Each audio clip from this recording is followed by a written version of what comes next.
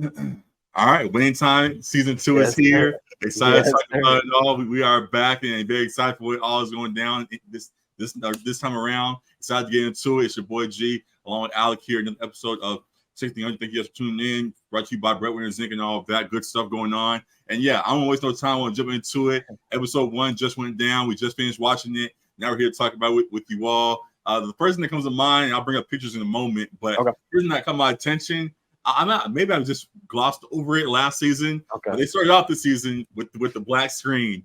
This series is a dramatization of certain facts and events. All of that saying this time around they're making sure we all know. Like, hey, we might stretch a little bit about what's going on here, which I don't mind. But what are your thoughts just on that first? That they're making it clear that this is not fully what went down in real life, I guess.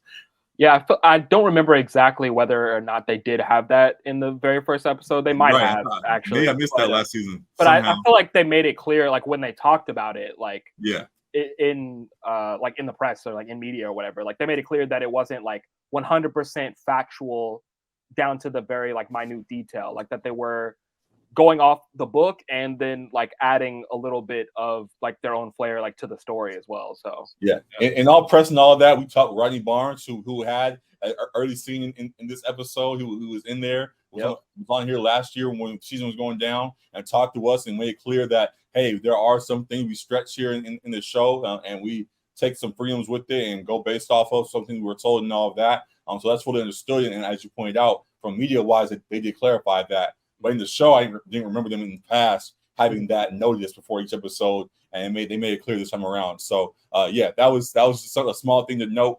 First off, but now jumping into the episode and jumping into what we saw with Rodney Barnes, as we said, the first part he was in. The first scene again was in a way kind of like how they started last season. They started last season with a flash forward to things that were going on in the future with Magic, all kinds of stuff that was going down with him. And then they circled back into what led to that, which we haven't circled fully to just yet.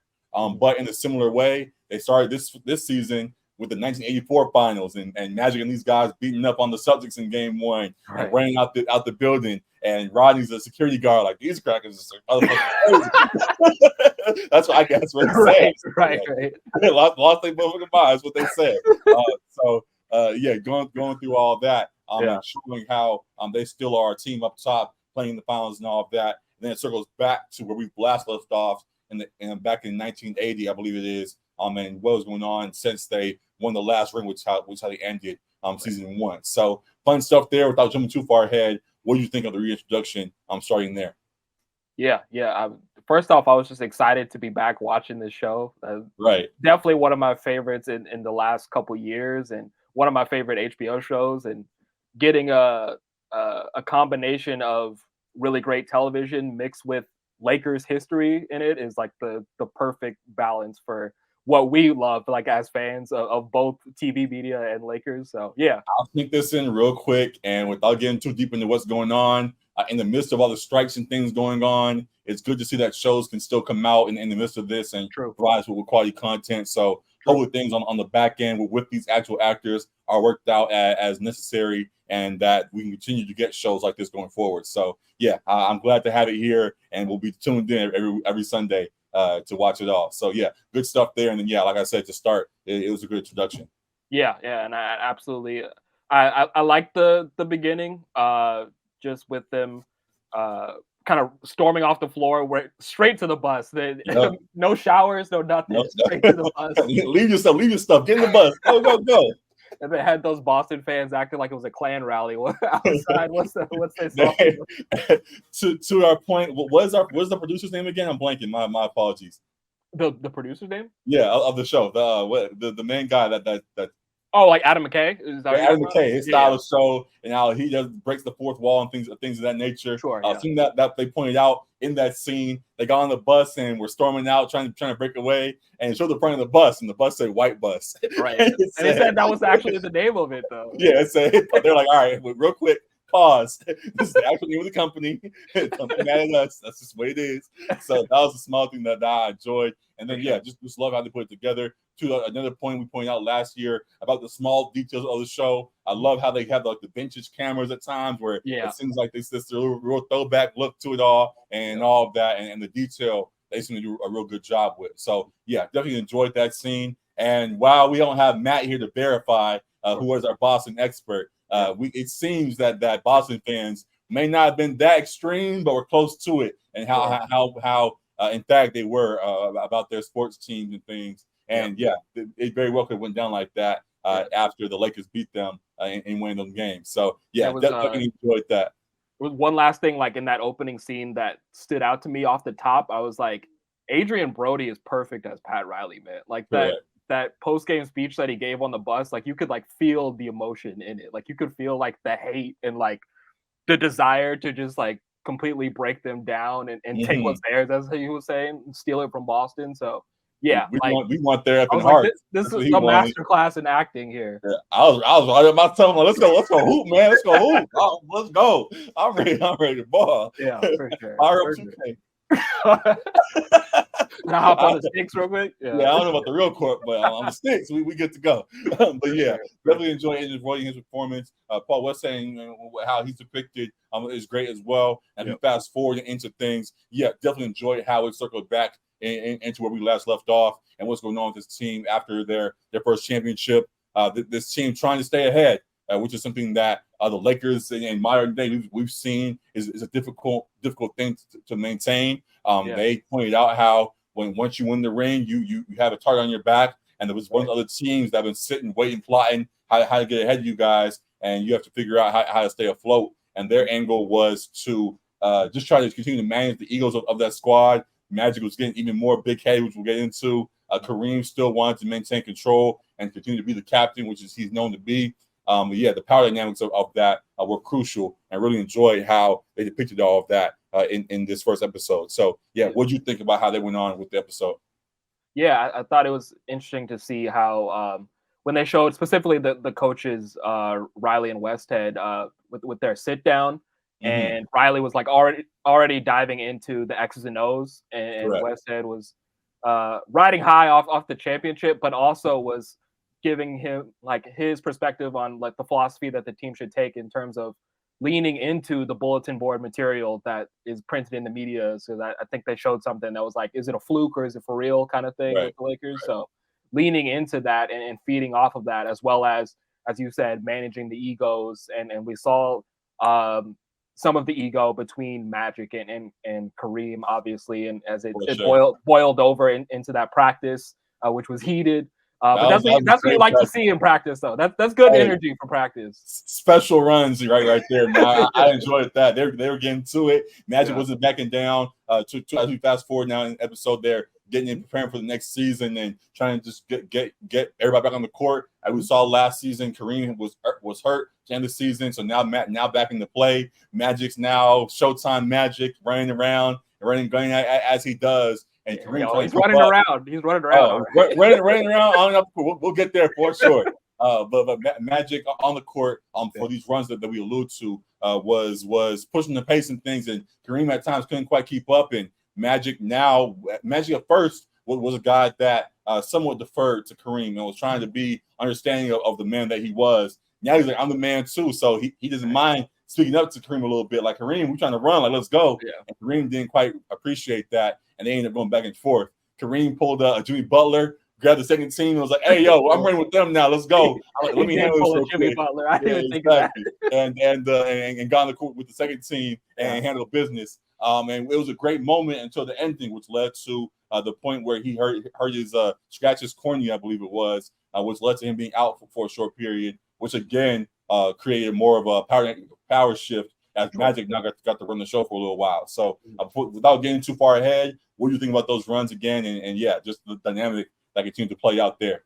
Yeah, I would say that was dope to see. Just from my experience too, playing basketball, like you need some of that animosity and that tension in practice as well. Like you need to feed off each other. I just say like iron sharpens iron, so you need that contentious competitiveness in that type of arena as well in practice.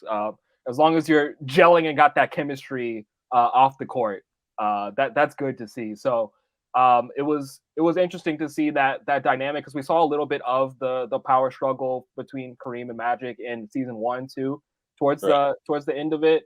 And as you said, Magic was kind of deferring a bit while also emerging as his own star, and had to take over in that game 7, or in that closeout game as well. And he emerged as a star, so it was gonna kind of come to a head. But yeah, I think it was funny also to see like the reverence that they have for Kareem. Like, guys kind of want to step up to, but they don't like want to be the one that gets like shot down either. So they're kind of like, yeah, you can talk to him if you want to, but we're feeling that way, but we're not necessarily going to say anything about it to him.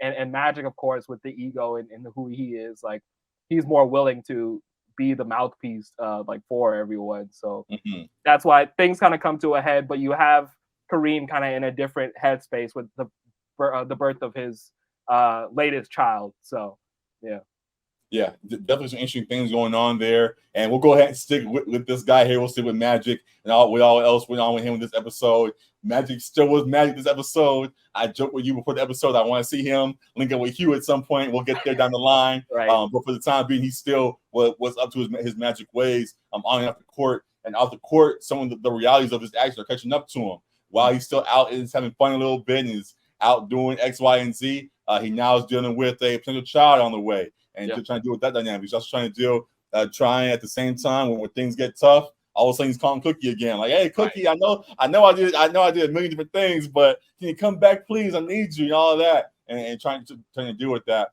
And yeah, it definitely became. It was a tough moment for Magic in this moment, in this first episode. He is someone who had things pretty much go his way for what we saw so far, and now things are. I wouldn't say all the endorsements and everything. Yeah, endorsements and everything. Now things are slightly starting to crumble in a way, and the pressure is a little bit different for him right now, and it's showing in his actions. So yeah, what do you think about how Magic was portrayed in this first episode? Yeah, I think, for starters, he feels like Magic. Like, I don't see like an actor portraying Magic. Like, he does like feel like Magic Johnson to me. Like, it's a real depiction for me.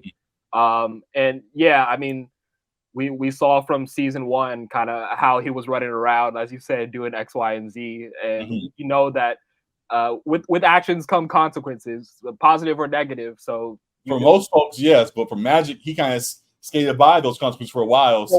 Now he's but as we started off season 1 with, like, we know the ultimate consequences of his actions, and he didn't know that yet, but he's like starting to realize it a little bit.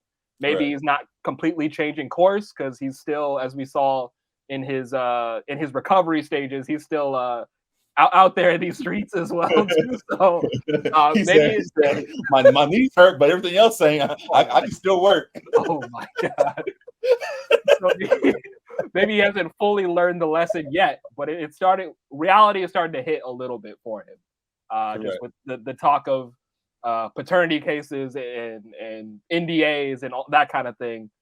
Reality is kind of starting to hit, and we'll probably get to it more towards the end of the episode. But his family kind of rallying around him, I think was a benefit to his maturity, like, as a person and a player. A great moment for him to grow up, as you're pointing to. Also interesting seeing the dynamic again, going back to him and Kareem, seeing how Kareem was going, and then with his child being born in a positive way, and just embracing that moment in the midst of all the stuff that was going on. But also because of that, was away from the team for a little bit, and seeing how Magic was getting full of himself in that. And now in the way it's flipped, Magic now is away from the team. He's hurt. He has the kid on the way that he may not actually embrace as much as Kareem did with his situation. He's going through all that stuff and really breaking down Magic, while Kareem now is in a spot where he can they weren't really thriving just yet, but just different angles and how it flipped from the beginning of that episode. So hopefully we saw a slight fast forward as Magic returns to the team. Kareem can embrace him more and kind of help guide him through these tough times that he's kind of created for himself in this right now. So definitely something I'm going to keep looking at. And it'll be fun to see how that follows through. Where you want to go from there? You want to talk now about Jerry West and what's going on with him? Jerry Buss. Jerry Buss, yes. Yeah, that's exactly where I was going to say we should go, because we haven't really talked about him as far as the business side of it. This episode was much more focused on him and the business side of the team for sure. I loved it. Yeah. I thought it was funny to hear Michael Cooper getting paid $35,000. Like I was like, I understand why these old heads are mad when they hear about players' contracts nowadays. Exactly. So very much a flash forward too. Right. My goodness, that's rough. And but he was like, drop another zero on that, and everyone else in the room was kind of like, hold up, except for Jeannie. Like Jeannie saw the vision. Yeah. But it was cool to see once again, as we saw in season 1, how he had the kind of clairvoyant business vision and could see the future of where the league was going to go, and the importance of locking in your star players and the players who you want to be loyal to and have remain on the team. Yeah. Again, real quick, it's something that still keeps throwing me off about how they make Jerry West seem so, I want to say incompetent, but so not incompetent. Maybe resistant.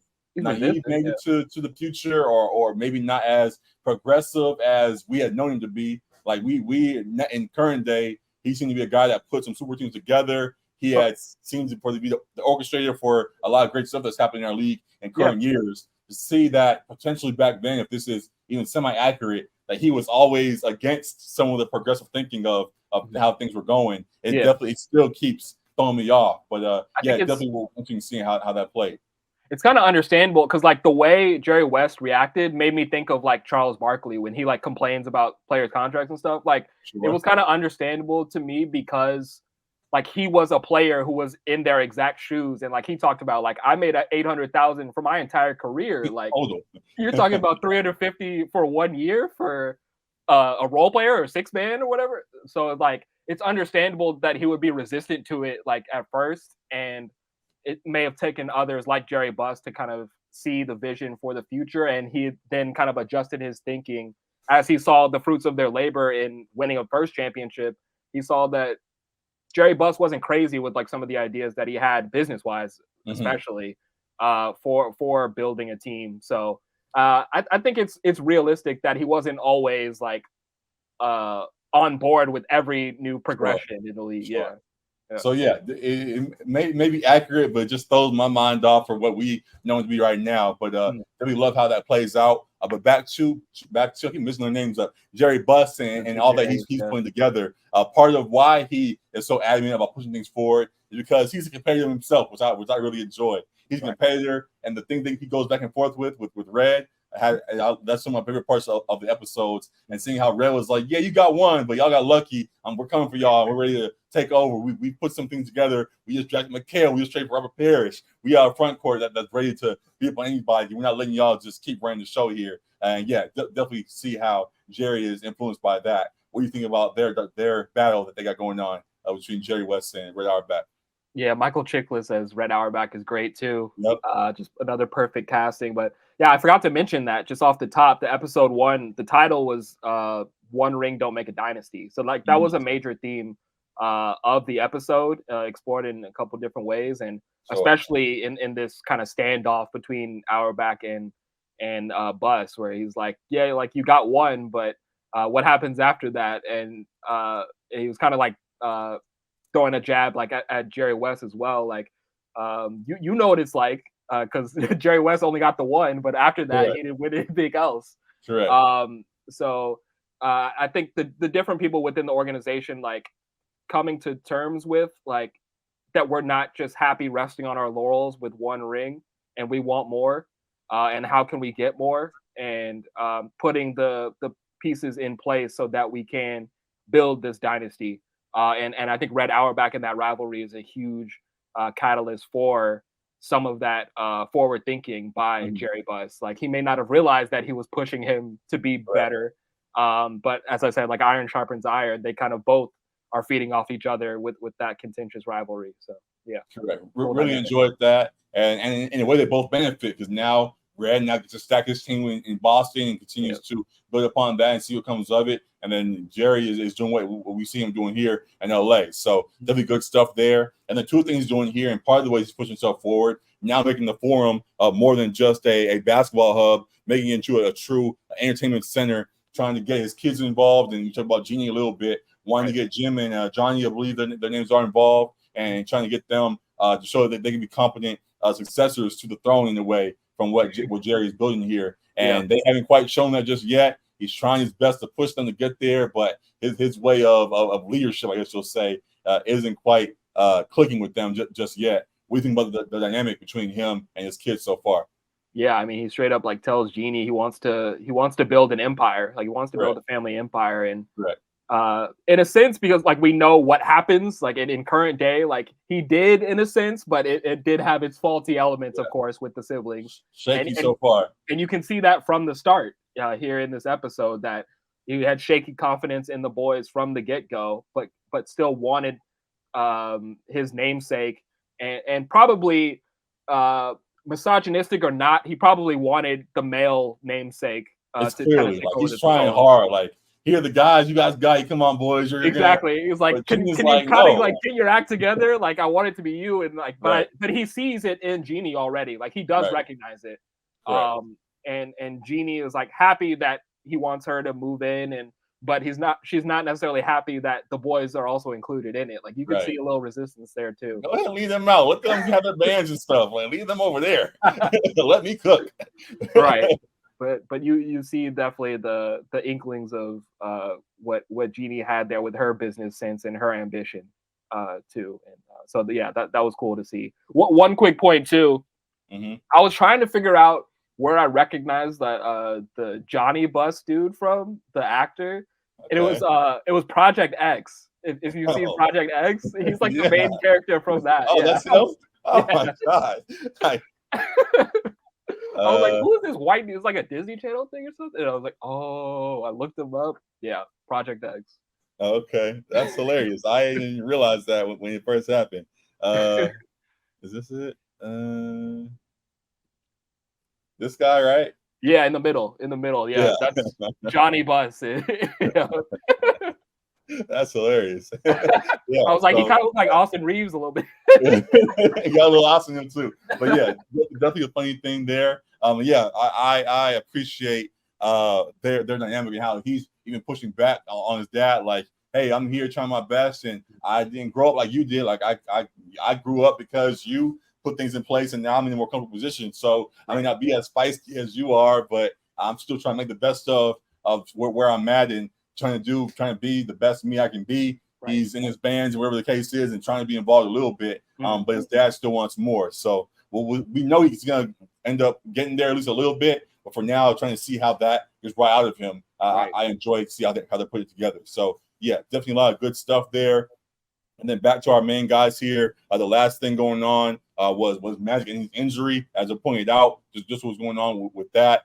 We hadn't seen Magic fall at all yet, and we talked about a little bit already about how things were starting to go downhill for him a little bit. This knee injury was kind of icing on the cake of his fall, I guess, right now. And it really had hampered what the momentum he had been building up as he as a guy becoming the face of the league and all of that. And it really was weighing on him to a grand degree. I thought it was funny how he had that moment where he was sitting down after the girl left, right? and his knee was talking to him. He was like, "Hey, you better be careful. We're gonna be back home in a minute. Get yourself together." What do you think about how he dealt with his first major injury there? Yeah. I thought it was, I guess, cool to see that side of it. Like you said, it did kind of mirror like what Kareem went through, like with his injury and then missing time as well, and the team kind of having to step up in his absence, which we can kind of transition to a little bit as well. With the system, as Paul Westhead called it. And I don't know what you thought of that. Well, like when you first said it, like I felt kind of how the players did. I was like, this is some bullshit. But then at the same time, I was like, this kind of reminds me of D'Antoni's like 7 seconds or less. That's what came to mind to me. It came to mind. I've joked about it a few times now, the 3-and-D type thing. I talk about, for example, the Carmelo moment when he was in Houston, shooting the 2-pointer, like, oh, my bad. I'm going to step back and make sure I shoot threes and all kinds of stuff like that. It reminded me of guys making sure they hit their certain marks and this was kind of laying the groundwork for that. He didn't have the right name for it or anything like that. So guys were like, oh, you need a better name. Like, this ain't sexy at all. Like, what are we doing? But yeah, I saw what at least he had in mind, and didn't think like the players did. But that's because I'm in modern time. So yeah, it was interesting. Yeah. But it was funny, and I think real, like the players' reaction to it, just like, we're the ones on the floor, like they're not paying us to miss shots, so like we're the ones that are going to take the heat if we're shooting 30% just to get shots up early, that kind of thing. So I thought that was a real moment. And before I forget, I didn't want to forget in this episode, shout out Angel City Lynx Achievers. We got an Invictus shout out in the middle of that episode. I don't know if Rodney Barnes slipped that in for us, but in my head he did. So I appreciate the. I was like, yes, sir. Yes. I was saying with him. I was like, I didn't like that. yeah. That's definitely good stuff. The first couple lines, I was like, oh, here we go. I know this. I was like, oh no way, he just did that. I was cracking up, but yeah, definitely good stuff there, and I appreciate that and how it transitioned to Captain Kareem taking control and really reclaiming this team. While to our last point, Magic was out, so definitely enjoyed that moment and the system and all that was put together, and looking forward to what is next. To that point, I went and double checked, and there was a moment where they highlighted Magic is back, and you see him with the knee brace on and all of that. I'm excited to see how they transition to that in the next episode amidst everything else. So, yeah, definitely a great first episode so far. The last thing I wanted to say to your point about Westhead and what he was saying. What do you think about his statement where he said team beats stars every time? You agree with that? It's different in basketball, I'd say. In certain sports, like football, I would agree. Like it's an 11-man game, but stop. Basketball, you could have a few. What? You know what came to mind for me?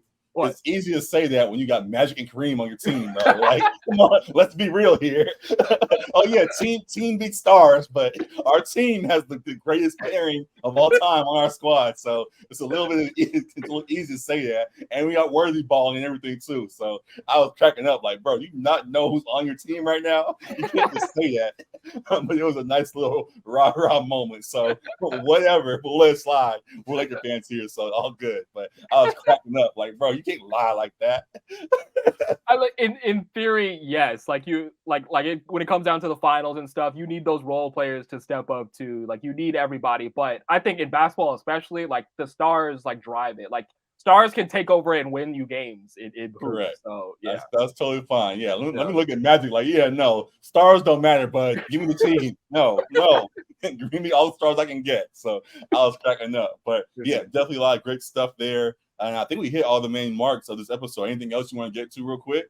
Yeah, no, I think so too. I was just gonna say with the future episodes and the kind of the look at the season at a glance, it looks like we're gonna get a lot more Celtics infused. We got Larry Bird at the end when Magic was walking in off the crutches. We got Larry Bird shooting him a little shit talk at the end. He was still for a step, hit that shot, and turns like the Magic. Then you look at the ball. He was like a for your ass.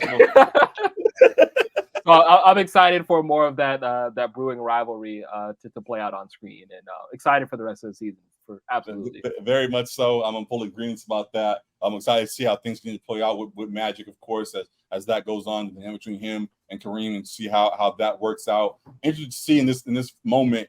They talked about maybe actually glossed past it, and I just missed it. But just about how they're trying to find guys to replace Magic in the moment. And they didn't quite have it. Actually, they didn't do that. My apologies, thinking too much. They thought about trade scenarios. Trying to find somebody, but let's say had a system and that started to work out, so they didn't really need to add anybody new. But yeah, still, just to see how we continue to put things together, reinsert Magic into the lineup and all of that. Very excited for it all. And looking forward to next weekend and beyond. So a lot of great stuff there. I don't have anything else to add at this point. You don't have anything else either?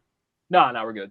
All right, so that is it for episode 1. Great first reaction, great first episode. Glad to be back and talking about it all. We'll be here for all winning time coverage as the season goes along, and we'll continue to bring in our usual content. I'm talking about all things in the modern sports going on with the NBA, NFL, and beyond as the seasons get riled up as well. Excited to get into the NFL season shortly. Fantasy football is getting started in a minute, so we'll have our drafts and all that ready for you guys, and looking forward to it all. So we appreciate y'all as always for tuning in. As you guys do, continue to like, rate, review, subscribe, comment, all that good stuff for us. While we're here and you guys are tuned in, I want to also give a quick shout out to my boy TGF Prince. He has a new song out called Anything on all platforms, as well as a video that just came out that I had a little bit of a hand in. So definitely love working with him and excited to see where his career goes from here. So good stuff there. Again, thank you for tuning in as you guys do. And yeah, we'll see you guys again next week, man. Appreciate y'all. Peace.